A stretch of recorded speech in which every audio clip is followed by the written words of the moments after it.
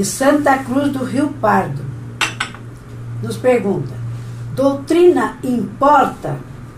Se não importa, por que então os evangélicos fazem essa tremenda guerra contra as doutrinas católicas? Por que dizem que vamos para o inferno justamente por causa de nossa doutrina? Se importa, porque quando provamos a veracidade da doutrina católica, eles saem negando sua importância? Meu prezado Joel, você agora quer embolar o meio de campo. Você quer dizer que existe a doutrina católica, existe a doutrina evangélica, e que quando prova a veracidade da doutrina evangélica, nós não aceitamos a veracidade da doutrina evangélica. Vamos parar com isso, meu amigo. Vamos parar com isso. A única doutrina que interessa, a única doutrina que é existente, a única doutrina que realmente pode ser fundamento da nossa vida é a doutrina da Escritura Sagrada. É a doutrina da Escritura Sagrada. Enquanto os evangélicos estiverem na doutrina da Escritura Sagrada, eles estão na verdade. Enquanto eles estiverem na doutrina da Escritura Sagrada, eles estão na doutrina da verdade. Na hora que eles saírem da doutrina da Escritura Sagrada, eles são tão heréticos quanto vocês da Igreja Católica. E por que a Igreja Católica tem a doutrina dela? Porque ela não aceita a doutrina da Escritura Sagrada. Porque se vocês fossem católicos cristãos de verdade, vocês iam dizer o seguinte: a Igreja Católica não tem doutrina. Porque a doutrina que nós adotamos é a doutrina de Cristo, da Bíblia Sagrada. Preste bem atenção no que eu estou dizendo. Vocês têm doutrina da Igreja Católica, vocês se desviaram da Escritura Sagrada. Vocês não permaneceram fiéis à Escritura Sagrada. Vocês inventaram doutrinas que fogem da Bíblia para vocês erigirem a Igreja Católica, para fazerem a Igreja Católica um feudo do cão, um feudo do diabo, porque é herética, é diabólica. Essa é a verdade. Porque não existe doutrina outra senão esta doutrina que está escrita na Bíblia Católica. Ninguém pode formalizar a doutrina. E a Bíblia que vocês dizem que é de vocês, a Bíblia que vocês dizem que é de vocês, Paulo diz: cuidado com as novas doutrinas, cuidado com as vãs doutrinas, cuidado com aquilo que é ensinado fora da Escritura Sagrada. A própria Bíblia que vocês dizem que é de vocês, e vocês pouco leem nela, vocês pouco se apoiam nela, diz que você tem que tomar cuidado com as tais da doutrina que as igrejas falam. Nós do evangélico, você nunca viu falar. Por exemplo, eu tenho uma igreja fundada no mundo, escrita no livro, que se chama Igreja Apostólica Nova Aliança em Cristo. Você já viu alguma vez eu dizer que a doutrina da minha igreja é tal ou qual, dessa forma ou de outra forma? Não. A doutrina da Igreja Apostólica Nova Aliança em Cristo é a doutrina da Escritura Sagrada. É a única verdadeira, é a única ponto final. Não tem outra. Se amanhã ou depois eu quiser inventar uma doutrina para aqueles que estão na Igreja Apostólica Nova Aliança em Cristo, eles devem sair imediatamente e devem me excomungar a mim. E no momento em que eu inventar uma doutrina fugindo da Bíblia, eu sou herege, eu sou diabólico, eu tenho parte com o cão, eu tenho parte com o diabo. Por isso é que a doutrina única e verdadeira é a doutrina de Jesus Cristo, que está aqui dentro da Bíblia cristã. Quando você prova, você diz assim: quando nós provamos a veracidade da doutrina católica, mas aonde, meu filho? Mas aonde você pode provar isso, filho? Vou começar a fazer algumas perguntas para você. Aonde você pode provar que o Papa é infalível? Onde está isso? Você vai me dar uma resposta. Está no decreto tal da Igreja Católica. Está na bula apostólica tal. Está na carta apostólica tal do Papa tal. Eu vou dar um exemplo para você. O Egito, coitado, estava lá cheio de ditador. Aí mataram o ditador, tiraram o ditador e elegeram outro cara lá agora. Sabe o que esse outro cara fez? Decretou agora: nenhum tribunal pode revogar as minhas leis.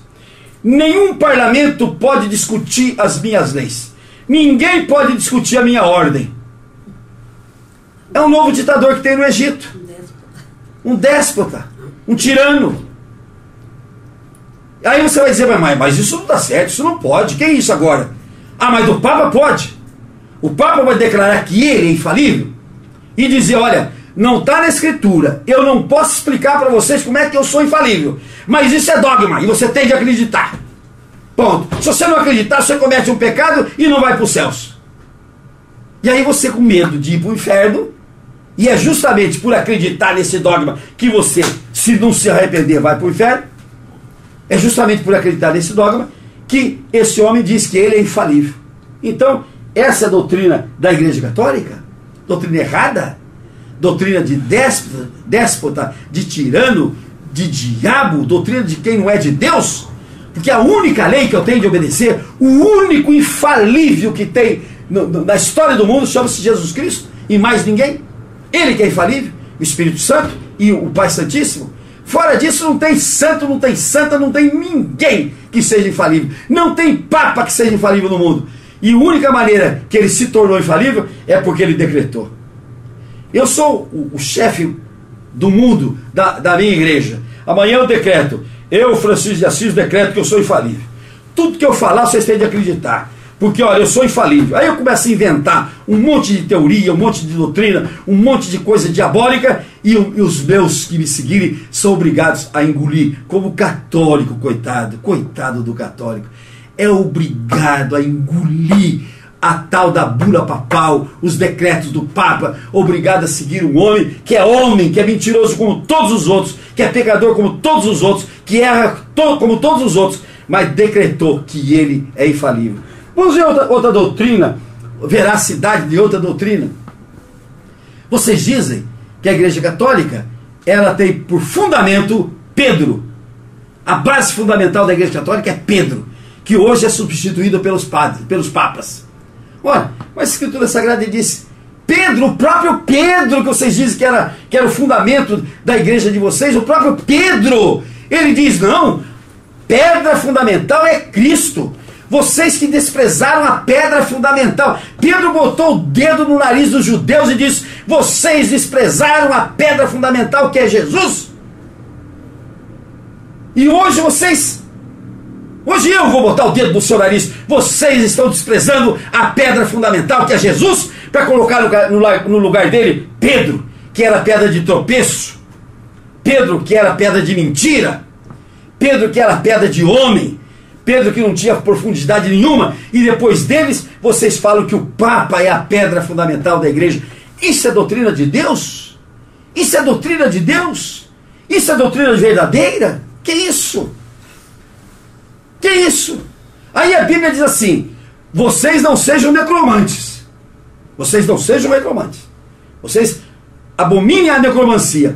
Aí o Papa decreta: olha, fulano de tal está no céu, e vocês podem recorrer a ele, vocês podem invocar esse fulano, está mortinho da Silva, já fedeu, já foi enterrado, já acabou, e ele está dizendo: está nos céus, e vocês podem recorrer para ele, vocês podem pedir para ele. São Francisco, Santo Antônio, São José, São Joaquim, São Manuel, Santa Eulália, Santo não sei o que, aquele mundão de santo, que tem dia que eles fazem 30, 40 santos de uma vez só, para enganar você. E você diz que a tua teoria é verdadeira, a doutrina da tua igreja é verdadeira. Aí você vai para a necromancia. Aí você se ajoelha e começa: ah, meu São Francisco, tem dó de mim. Ah, meu Santo Antônio, me faz casar. Ah, meu São Judas, Deus, me tira dessa situação financeira difícil. Ah, minha Santa Edviges, eu estou devendo para todo mundo, e como é que eu faço? Quer dizer, você está invocando um morto, e você é necromante, e está escrito na Escritura Sagrada que no Antigo Testamento o necromante era digno de morte. O necromante tinha que ser apedrejado até a morte. E no Novo Testamento o necromante está morto, meu filho. Está morto para Deus, está morto para Jesus, está morto para a salvação. O necromante. Que diferença tem você invocar o Santo Antônio, o São Joaquim, o São não sei o que já está morto, e invocar o Exu, não sei o que, invocar o Banzai, uma pessoa de santo que os outros invocam também. Que diferença tem? Agora, o único que está vivo, que se chama Jesus. O único que está vivo. A Igreja Católica não ensina. Me faz um favorzinho, o meu prezado Joel de Santa Cruz do Rio Pardo. Manda para mim os endereços de alguma igreja católica que seja dedicada exclusivamente a Jesus. Manda para mim. Manda para mim um endereço. O endereço de uma igreja só católica que é dedicada a Jesus. Só a Jesus. Você vai mandar endereço de igreja dedicada a Santo Antônio, São Joaquim, São Manuel, Santa Edviges, Santa não sei o que, e aquele monte. Agora tem Santa Cabeça, tem Santo Pescoço. Hã? Santa do Pescoço. Tem tudo quanto é santa. Agora eu quero uma de Jesus. Me dá uma igreja católica dedicada exclusivamente a Jesus. Me dá. Que eu quero ver onde existe isso. Onde está então a doutrina católica verdadeira? Onde está isso? Onde está isso? Aqui está escrito da Escritura Sagrada, que é a Escritura de vocês também. Vocês dizem que vocês seguem essa Escritura aqui. E aqui está escrito que eu não posso me inclinar diante de imagens. Que eu não posso cultuar a imagem, está escrito aqui. A Igreja Católica diz assim: vocês podem cultuar as imagens do santo tal, do santo tal, do santo tal, você pode cultuar. Aí você pergunta para um padre assim: não, mas a Escritura diz que não, mas a tradição permite. Ora, você revoga a Escritura Sagrada pela tradição? Você revoga a Escritura Sagrada por um costume?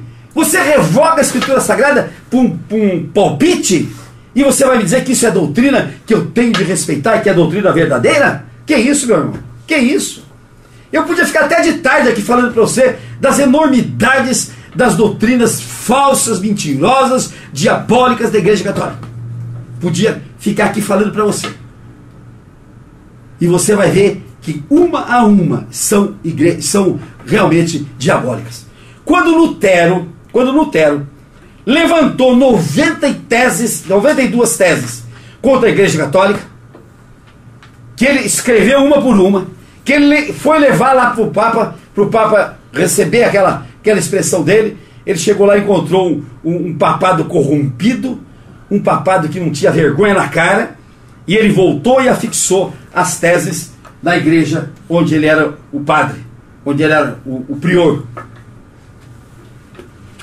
Foi perseguido, foi condenado à morte, foi buscado em todos os cantos do mundo para ver se matavam o Lutero. Mas quando a doutrina é verdadeira, a força do Evangelho está aí. A força do protestantismo, a força do pentecostal, a força da igreja evangélica está aí, crescendo cada dia mais, crescendo cada vez mais. E aí nós tivemos um gosto em 2002 do Papa João Paulo II dizer assim: Lutero tinha razão nas suas 92 teses. Tinha razão nas suas 92 teses que contrariavam as doutrinas católicas, que contrariam até hoje. Então, minha filha, você vai ficar... É tão confusa a Igreja Católica que o Lutero diz, ó, vocês têm 92 teses, 92 doutrinas que são heréticas, que são diabólicas. Aí vocês mandam matar Lutero, vocês perseguem todo mundo, vocês perseguem o cristão, perseguem todo mundo. Aí o Papa de vocês, no final, na última hora de morrer, ele diz, não, gente, mas essa tese estava certa, essas 92 teses estavam certas. Agora vocês vêm há anos e anos e anos e anos falando do nascimento virginal de Jesus e da virgindade de Maria, né? Aí esse Papa agora, Papa Bento XVI, diz que Maria não tem uma contribuição material no nascimento de Jesus. Então, Jesus não é o filho de Maria que vocês querem que ele seja. O filho de Maria carnal. Não é. Não é. Jesus foi colocado pronto no ventre de Maria, como aquela avó recebeu o embrião da filha e do marido da filha. E criou na barriga daquela velha, daquela avó, aquela criança. E quando foi registrar aquela criança, ele é filho da filha, não é filho da avó, é filho da filha, é filho do marido da filha, não é filho da avó. Então, O Papa diz que Maria não teve nenhuma relação sexual, não teve nenhuma contribuição sexual para o nascimento de Jesus. O nascimento de Jesus é um milagre feito pelo Espírito Santo, colocado pronto dentro de Maria. Portanto, nem Maria, nem José tem contribuição na filiação de Jesus. Jesus, está escrito aqui. Vamos passar aqui para vocês verem. Vamos aqui. Em Lucas. Olha aqui. Lucas. Vamos aqui em Lucas. Olha aqui. Eis que conceberás e darás à luz a um filho a quem chamarás por nome de Jesus. Esse será grande e será chamado Filho do Altíssimo. Não diz filho teu, Maria. Filho do Altíssimo. Deus, o Senhor, lhe dará o trono de Davi, seu pai. Ele reinará para sempre sobre a casa de Jacó, e o seu reinado não terá fim. Então disse Maria ao anjo: como será isto, pois não tenho relação com homem algum? Aí o anjo respondeu: descerá sobre ti o Espírito Santo, e o poder do Altíssimo te envolverá com a sua sombra. Por isso também o ente santo que há de nascer será chamado Filho de Deus. Não é filho de Maria não, meu irmão. É filho de Deus. Maria mesmo olhou e disse: mas pera um pouquinho, mas como é que vai ser meu filho se eu não vou ter relação com homem nenhum? Não vou ter relação com homem nenhum.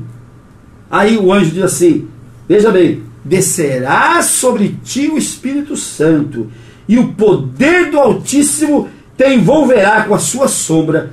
Por isso também o ente santo que há de nascer de você será chamado Filho de Deus. Aí ela olhou bem e disse: mas será que isso é possível? Ele diz, porque no versículo 37, para Deus não haverá impossível em todas as suas promessas.